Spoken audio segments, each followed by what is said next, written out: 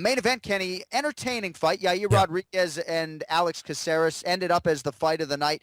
Close fight according to some, not others. It's hard to think about scoring fights when you're calling them, but in the end, Rodriguez does enough. 5-0 in the UFC. Fourth decision win, but he keeps on winning and looked quite good, I thought, overall on Saturday night. Well, Rodriguez is just such an unbelievable athlete. The speed at which he moves and even just the technical precision. There's a lot of guys that throw a lot of spinning stuff, but it doesn't always look so good. But with Rodriguez, it always looks good, and it always looks dangerous, and it always looks fast. My issue, and this is where everyone was just killing me on Twitter, but I just thought that after 10 minutes or 15 minutes of throwing, spinning stuff and wild stuff, you need some fundamentals. You need to go back to the fundamentals, and I think it's that you need to play off of both of them.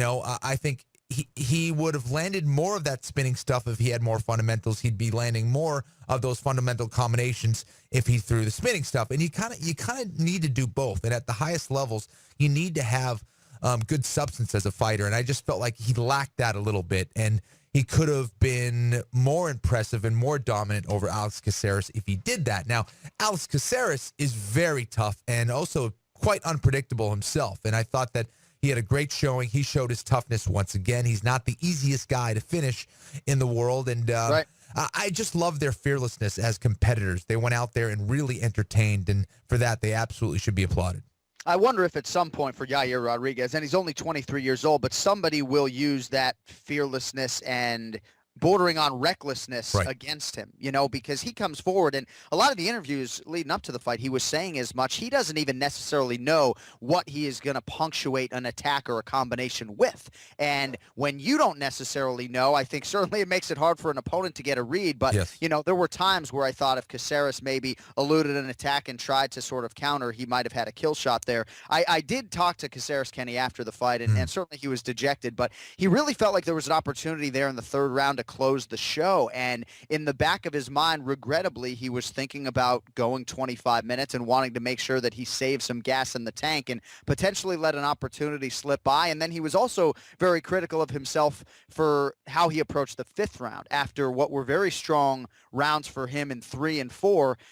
Again, just a little bit too conservative. And, he's inherently a nice guy, and I'm not sure the killer instinct was there for him enough in this fight. Otherwise, it really could have been his. Yeah, I agree, man. And it was a great assessment there. If he sat back and just sat down on a punch, for a couple times in that third round, he might have been able to change this fight, And I felt that, the fact that it's a main event, his first 5-round fight in the UFC, it's a learning experience, and he's going to learn from this. He's going to come back stronger for sure.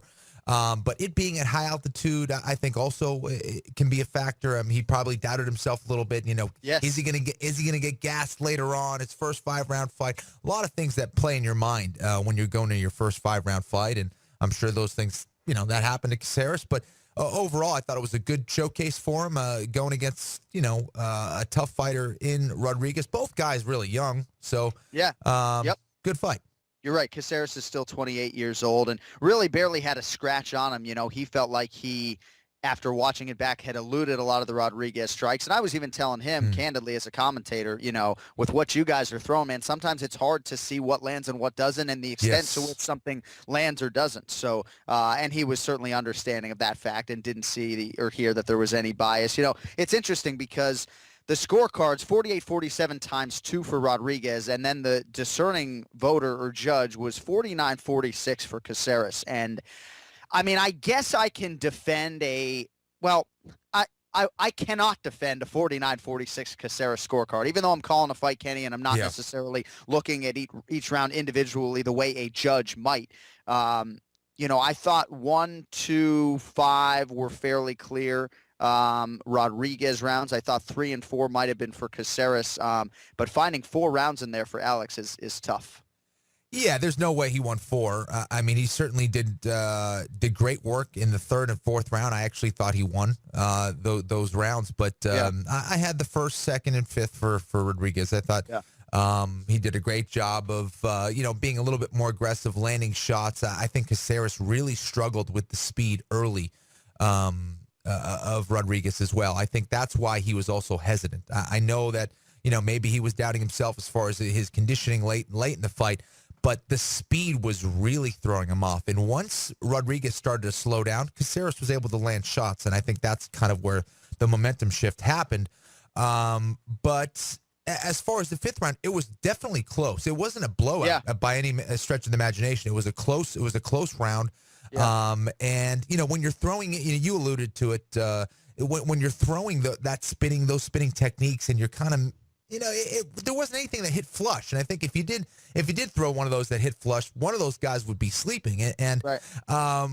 It was kind of just skimming off the hands, and it's just missing. And a lot of the stuff looked cool, but it wasn't landing very hard on either guys. And I think that's why maybe one of the judges saw it that way. But to call 4 rounds for Caceres, maybe he shouldn't be judging. It's interesting, Caceres seemed obsessed with a rematch afterwards, and a main event rematch. Like, all he wants to do, the competitor in him, is go back and fight Rodriguez over 5 rounds. I think he got done with 25 minutes and felt he left something in the tank. Right. And that was obviously a very bad feeling for him to experience. But the story at the end of the day here on Monday is Yair Rodriguez. They had a crew tailing him, not even a UFC crew. They're filming a documentary on him called El Pantera, and really the fan base for him is huge. I mean, it wasn't just his family that was in town. I mean, he had vehicles there with his name on it. I mean, he had old coaches and teammates all driving, all the way from Mexico and southern parts of the United States to come see this fight. So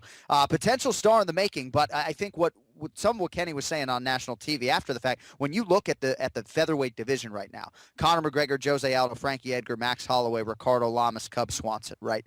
Not to mention Charles Oliveira, Jeremy Stevens, Dennis Bermudez, the rest of the top 10. I mean, holy shit, right? So, Rodriguez was saying leading up to this fight, maybe one more fight after Caceres before a title shot. And I think maybe even he might slow that roll a little bit. I think he'll need a few more fights to get there. But